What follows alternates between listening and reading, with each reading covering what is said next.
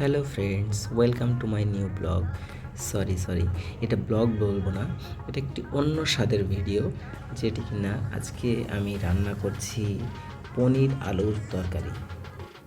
প্রথমে পনিরটাকে ছোট ছোট করে কেটে নিয়েছি, তারপর সেটাকে তেল দিয়ে সুন্দর করে ভেজে নিয়েছি। এরপরে আমরা ছোট টুকরো টুকরো করে যে আলুগুলো কেটেছিলাম সেগুলোকে আমরা আস্তে আস্তে খুব ধিমি আঁচে ভেজে নেব। তারপরে যে টুকরো টুকরো করে পেঁয়াজগুলো একটু বড় বড় কেটেছিলাম সেটাকে একটু ভেজে নেব। তারপরে এর ভেতরে আমি পেঁয়াজ, রসুন, আদা, জিরে, কাঁচা লঙ্কা সবগুলো একসঙ্গে মিক্স করে মিক্সার গ্রাইন্ডারে মিক্স করে সেটাকে এরপরে পরিমাণ মতো লবণ দিয়ে দিলাম, নাড়িয়ে দিলাম। তারপরে দিলাম হলুদ,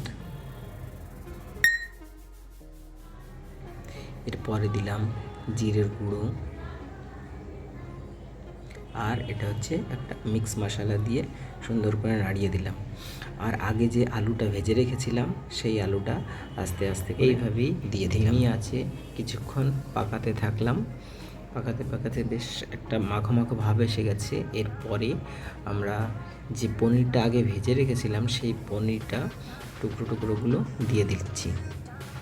দেখতে পাচ্ছো আগের থেকে কতটা মাখো মাখো ভাব এসে গেছে। যখন দেখলাম মাখো মাখো ভাবটা চলে এসেছে তখন এর ভেতর আমরা জলটা দিয়ে দিলাম।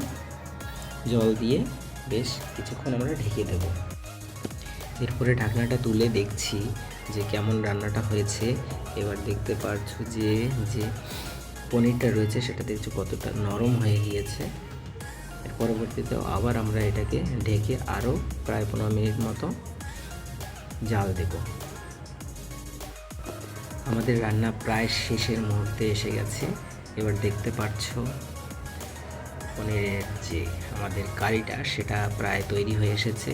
আমি ফার্স্ট টাইম ভয়েস ওভার দিয়ে এই ভিডিওটি বানাচ্ছি। ভিডিওটি কেমন লাগছে বা কেমন লাগলো কমেন্টের মাধ্যমে জানাবে। আর যে আগের যে পেঁয়াজটি ছিল সেটা দিয়ে দিয়েছি, আর কাঁচা লঙ্কাটা দিয়ে দিয়েছি, এটা একটা ফ্লেভারের জন্য কাঁচা লঙ্কাটা আমি নিজের থেকে দিয়েছি। যদি ভিডিওটি ভালো লাগে লাইক, কমেন্ট, শেয়ার করে দেবেন।